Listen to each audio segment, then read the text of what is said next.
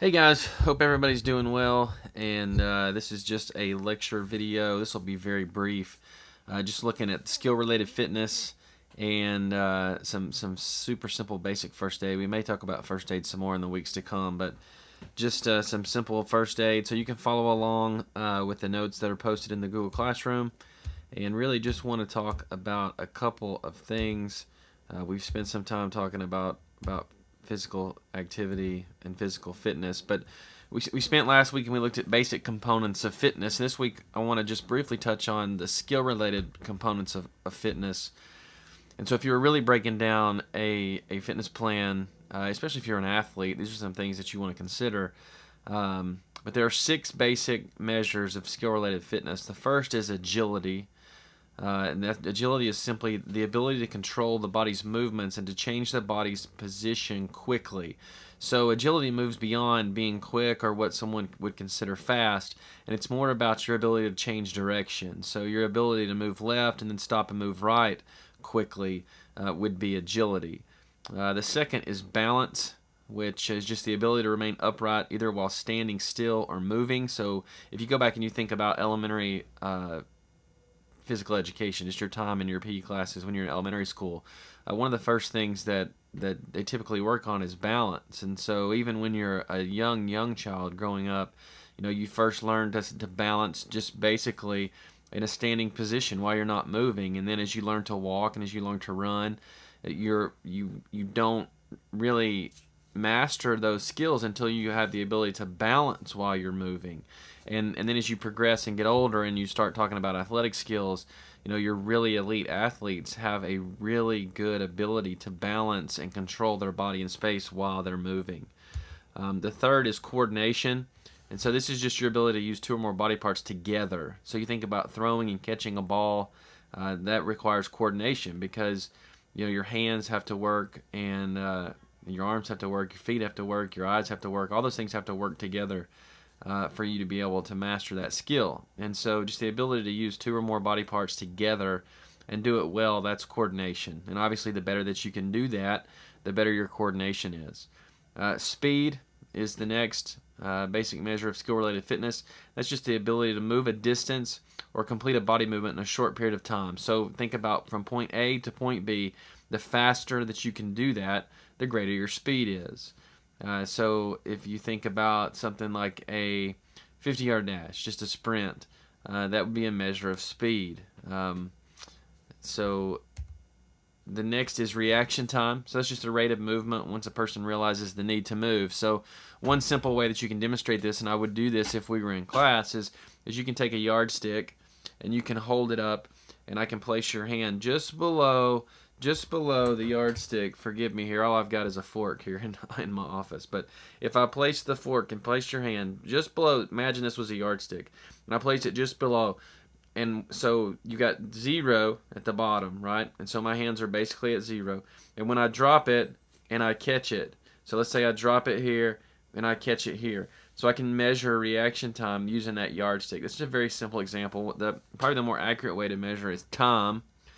So you think about a sprinter on a track, and so the person shoots the gun. Things the Olympics, they shoot the gun, and that signals to start. Well, when the gun is shot, there's a period of time between the gun being shot and the person starting off of the block. And so now with technology and with the benefit of high frame rate camera work, we can actually slow that down frame by frame and basically millisecond by millisecond, and we can determine the amount of time, the reaction time that it took for the runner to move after the gun is fired. Okay, and that would be their reaction time. So they hear, process, tell the body go, and the amount of time it actually takes them to go is their reaction time. And obviously the quicker that is, the better your reaction time is. Power is the last, and so that's just the ability to use force with great speed. And so you think about being fast, but now can I apply force with that being fast? So you think about maybe an offensive lineman in football. They've got to fire off the line of scrimmage when the ball is snapped, but they also have to do it with power and be explosive as they try to knock that defender in front of them down or push them out of the way.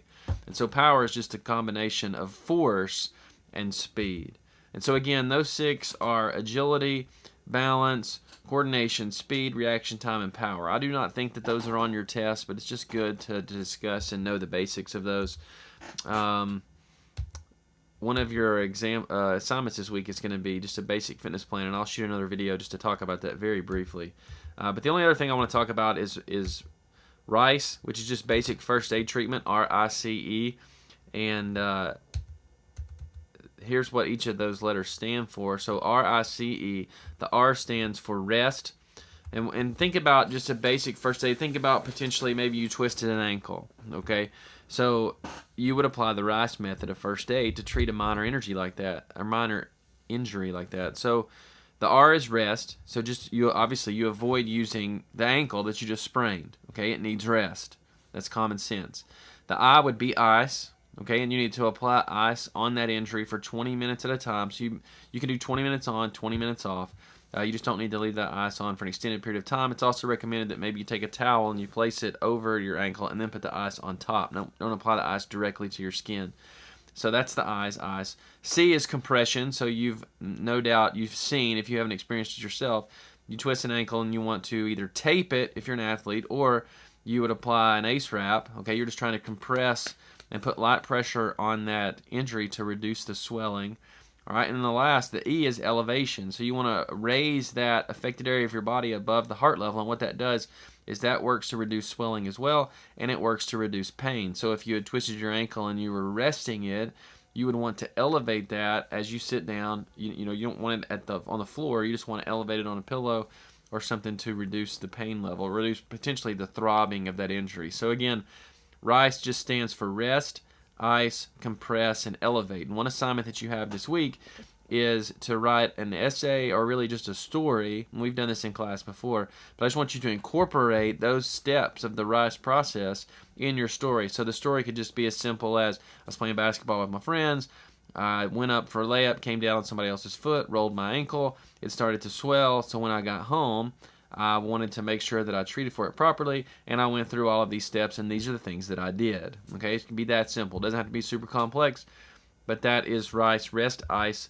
compress, and elevate. You'll see a few other things on the notes there, just different types of injuries and basic things that we talk about. But those are the two main things that I wanted to cover in the video. Didn't want it to be super long for you this week. Again, just want to encourage you to take advantage of these assignments that are posted, just to raise your grade. Don't be happy with C's when I can make a B. Don't be happy with B's when I can make an A. And if all these assignments can do is raise your grade, then I encourage you to take advantage of that. As always, if you've got any questions, feel free to email me, text me, call me, 931-337-9721. My email should pop up in your Google account if you just type my name in, and I am here to help you. So stay safe, guys. Hope you guys are doing well.